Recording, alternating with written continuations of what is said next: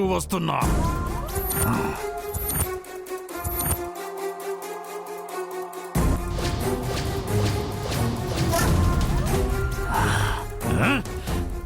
जल्दी जाओ.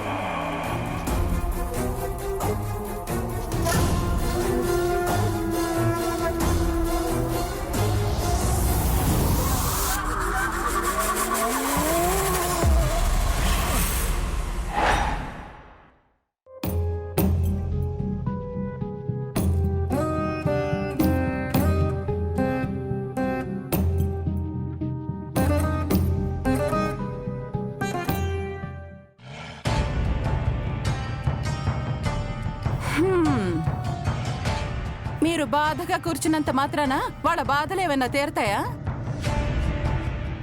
ఇద్దరూ లేచి తయారైతే పెళ్లికి పోదాం.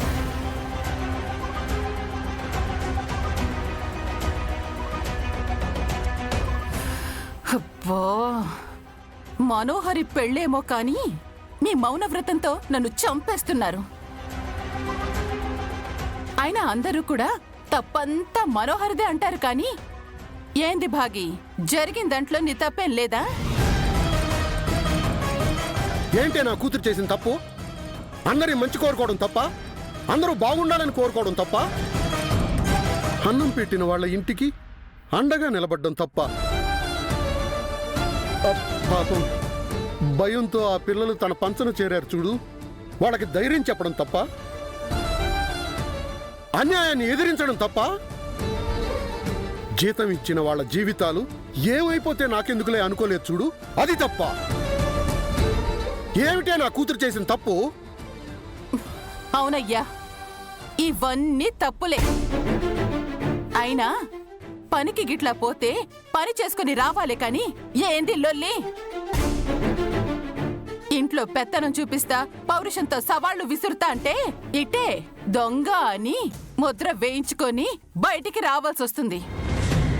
మంగళ, నీకేం తెలీదు, నువ్వు ఊరుకో. నాకంతా తెలుసు. నీకు తెలియని విషయం చెప్పనా? ఇప్పుడు భాగీకి ఉద్యోగం లేదు అంటే నెలాఖరికి జీతం రాదు. నెల మొదట్లో రెంట్ కట్టకుంటే ఓనరు బయటికి నూకుతాడు. అంటే నెలలో మన బ్రతుకులు రోడ్డు మీద పడబోతున్నాయన్నమాట. ఇన్ని రోజులు నా కూతురు ఇంటిని పోషించింది, ఇప్పుడు నేను సంపాదించి పోషిస్తాను. రేపటి నుంచి నేను ఉద్యోగం చేస్తాను. అయ్యా పెద్ద మనిషి, నీ సంపాదనతో నీ మందులే కొనుక్కోలేవు, ఇంకా ఇంటిని ఎలా చూసుకుంటావు? ఏదో చూసుకుంటాడంట, చూసుకుంటాడు. అయినా ఆ మనోహరితో కయ్యానికి కాలు దువ్వకుండా ఉండుంటే కనీసం ఓ ఉద్యోగమైనా మిగిలేది. అయినా ఆ ఇంట్లో వాళ్ళు ఎటుపోతే నీకెందుకు? ఎక్కడ చస్తే నీకెందుకు? కరెక్టే పిన్ని.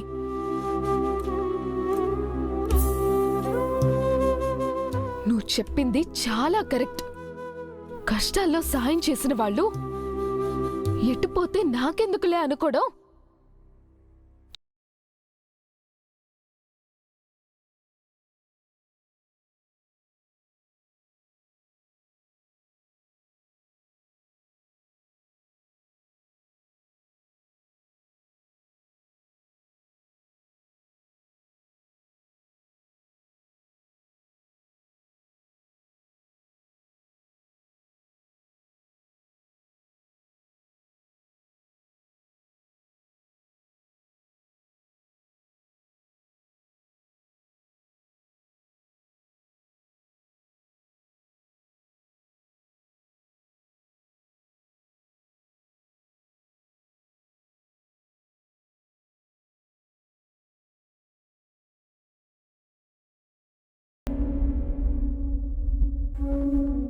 మన అని అనుకున్నాడు.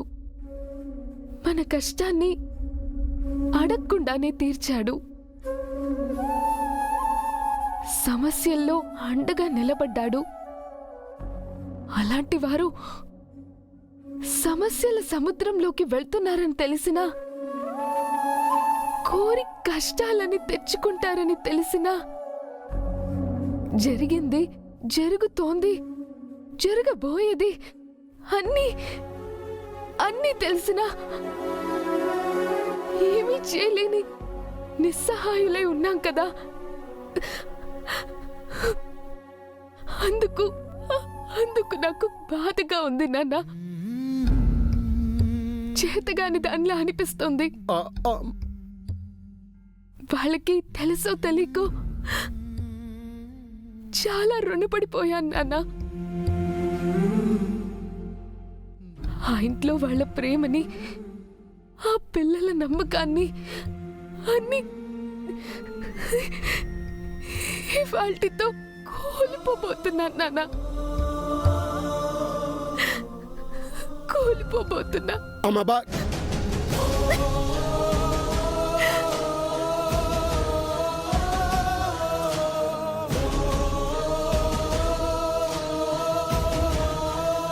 అమ్మో, ఈ పిల్లగిట్లో నా వల్ల ఏడ్చింది. కొట్టేలోపు వెళ్ళిపోవడం బెటర్. పెళ్లికి వెళ్ళాలనుకుంటే అట్నుంచి అటే వెళ్ళిపో, మళ్ళీ ఇక్కడికి రాకు. ఇంట్లోనే ఉండాలి అనుకుంటే గడప దాటి కాలు బయట పెట్టావో చంపేస్తాను.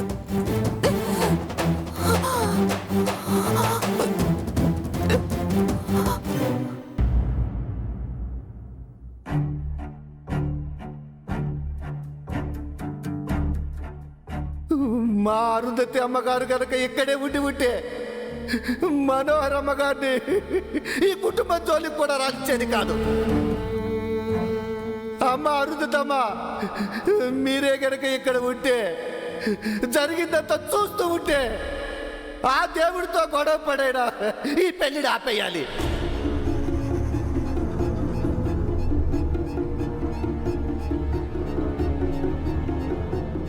ఆ నిండుకొండ రత్తడు మాట్లాడినప్పటి నుండి ఈ బాలిక ఇటులని ఆలోచించుచున్నది. ఒక మూర్ఖుని కోపము కంటే మంచివాని మౌనము ప్రమాదకరమైనదని మా పితృదేవులు చెప్పితే, ఈ బాలిక మౌనము కూడా అంత మంచిది కాదు.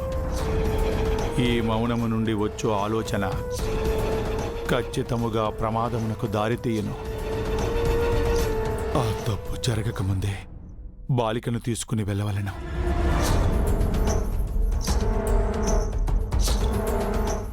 బాలిక, బాలిక, చెప్పండి గుప్తా గారు. మనమిక బయలుదేరదము. పెళ్ళయ్యే వరకు ఇక్కడే ఉందామన్నారు కదా గుప్తా గారు. అంటిమి, కానీ నిన్ను ఇటులో చూచుచుంటే మాకు భయముగా ఉన్నది బాలిక. మీలాంటి దేవుళ్ళు మాలాంటి మామూలు వాళ్ళని చూసి భయపడుతున్నారంటే నవ్వొస్తుంది గుప్తా గారు. తన పతిదేవుని ప్రాణము కొరకు సాక్షాత్తు మా యమధర్మరాజుల వారితో పోట్లాడి తన పతిదేవుని ప్రాణము దక్కించుకున్న సావిత్రి కూడా మామూలు మనిషియే బాలిక. మనిషి మనస్ఫూర్తిగా ఏదైనా చేయదలచనిచో ఆపుట ఏ శక్తి తరమూ కాదని చాలా సందర్భములలో రుజువైనది. అందున నీవు కన్న తల్లివి. నీ బిడ్డల క్షేమము కోసం ఏమి చేయుటకైనను వెనుకాడవు. అంత గొప్ప వాళ్ళతో నాకు పోలికెందుకులేండి. పసిపిల్లలు ఉన్నా, ప్రాణాలు పోగొట్టుకున్న నష్టజాతకురాల్ని. ఇప్పుడు కన్న పిల్లలు కళ్ళ ముందే కష్టపడుతున్నా ఏం చేయాలో తెలియని ఒక నిస్సహాయురాల్ని. నేను నమ్మి ప్రేమను పంచి పెంచిన స్నేహమే ఇప్పుడు నా కుటుంబాన్ని నాశనం చేయబోతున్నా ఏమీ చేయలేని చేతకాని దాన్ని. ఇదిగో, నీలో ఈ బాధ, ఈ ఆవేశము చూస్తుంటే నాకు భయముగా ఉన్నది బాలిక. మనిషి ఆవేశము ఆలోచనను చంపివేయను, అనవసర నిర్ణయములు తీసుకున్నట్టుకు దారితీయను. అందులకే చెప్పుచుంటిని, నీవు ఇచ్చట ఉండినను వీక్షించుట తప్ప ఏమీ చేయలేవు. మరి ఎందులకు ఇచ్చట ఉండుట? పద వెళదము.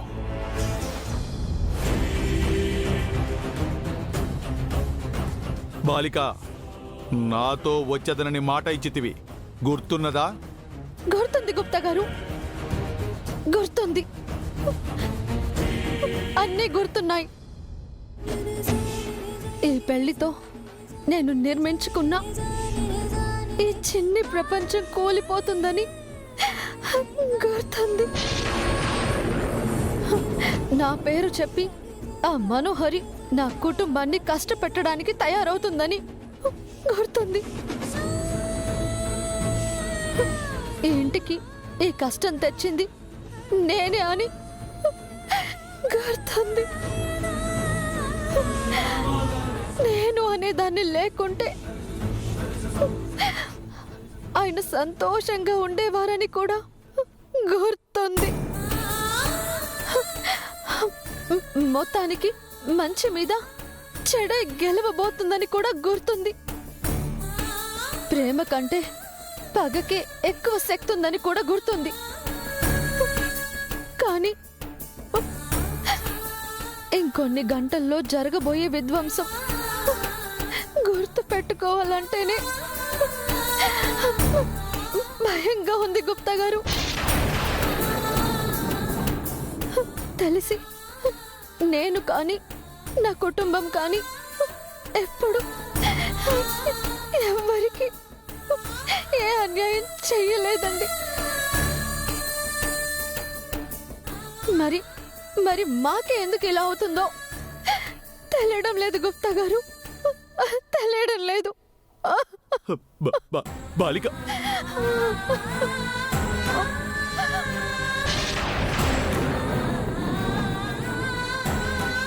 నన్ను క్షమింపుము బాలిక. నేను గనక ఇప్పుడు నీపై జాలి చూపినచో తలరాతను ధిక్కరించిన వాడినయ్యదను. ఆ తప్పిదము నేను చేయలేను. నన్ను క్షమింపుము బాలిక.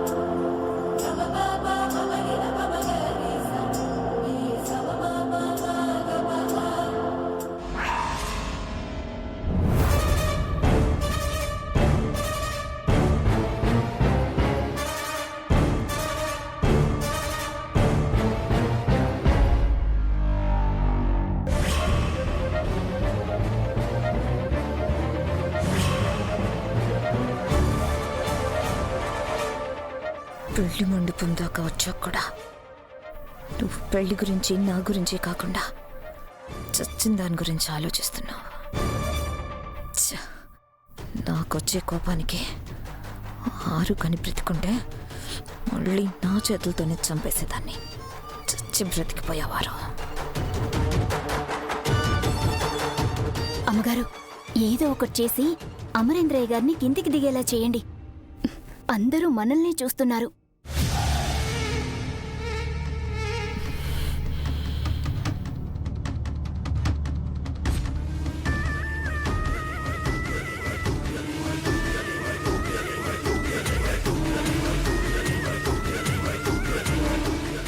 అమర్,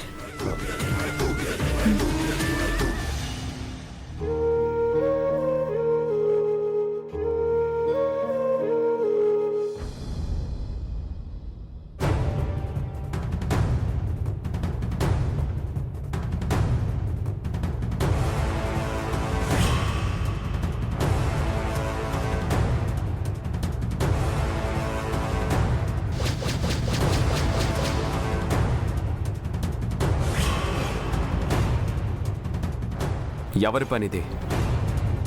బానే ఉంది కదా బాబు, తప్పులు కూడా ఏం లేవుగా. ఉంది,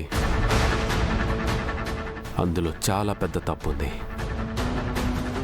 అది తప్పని తెలుసుకునే లోపే సరిదిద్దుకోలేనని అర్థమైపోయింది.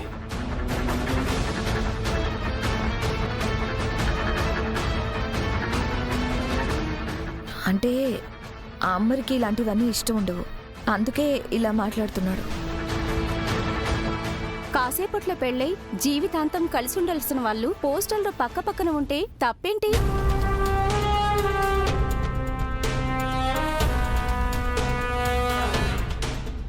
బాబు, హారతి ఇవ్వకుండా మండపంలోకి అడుగు పెట్టకూడదు. నువ్వు వెళ్ళమ్మా. అమ్మా, హారతి ఇవ్వండి. అయ్యా, మీరు వెలిగించండి.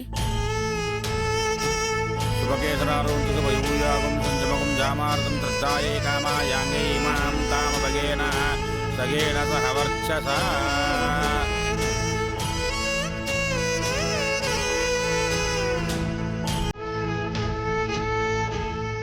లోపలికి రండి బాబు.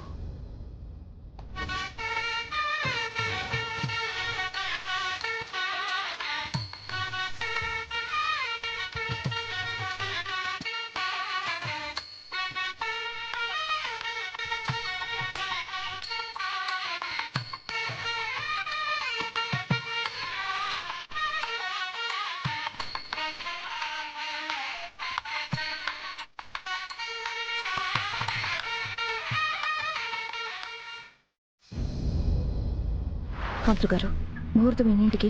11 నుంచి 11:30 మధ్యలో. అంత టైం లేదు, 10:30 లోపు పెళ్లి జరిగిపోవాలి. అది దుర్ముహూర్తం అమ్మా, రాక్షస గడియలు. ఓ, పంతులు గారు, నేనింత దూరం వచ్చింది వాటిని నమ్ముకొని. ఇవాళ కూడా అవే నాకు సాయం చేసేలా ఉన్నాయి.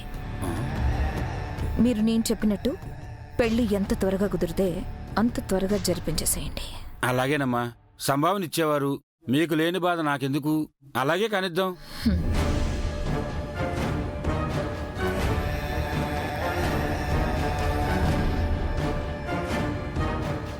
నీ పక్కన నేనుండడం అలవాటు చేసుకో మరి.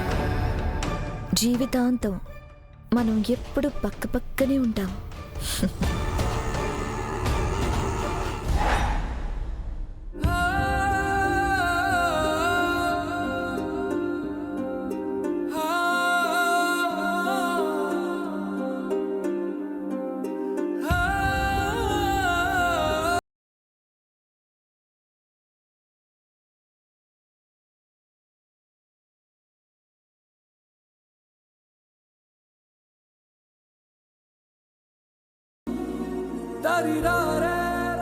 అమ్మో,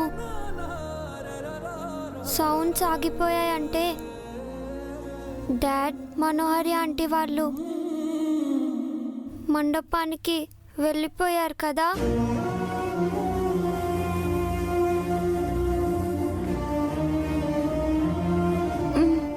అవును, భయంగా ఉందక్క.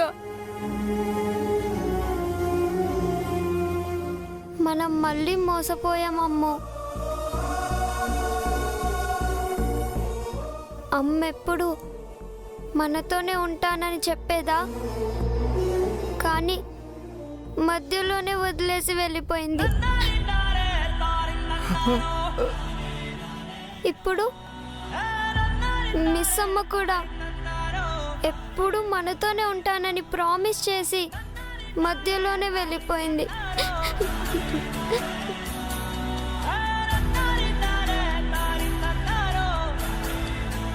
డాడ్ వెళ్ళిపోమంటే పాపం మిస్ అమ్మ మాత్రం ఏం చేస్తుంది చెప్పు.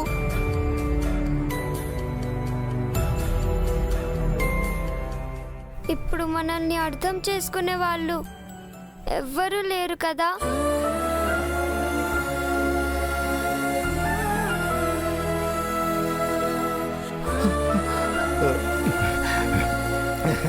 పిల్లలు, ఏంటి ఇంకా రెడీ అవ్వలేదు? టైం అవుతుంది, పెళ్లికి వెళ్ళాలి కదా. అందరూ వెళ్ళిపోయారు, మనదే లేటు. రెండు కన్నుల మనిషి బ్రతుకును గుండె కన్నుతో చూడరా, ఎదుట పడని వేదనలను నుదుటి కన్నుతో చూడరా.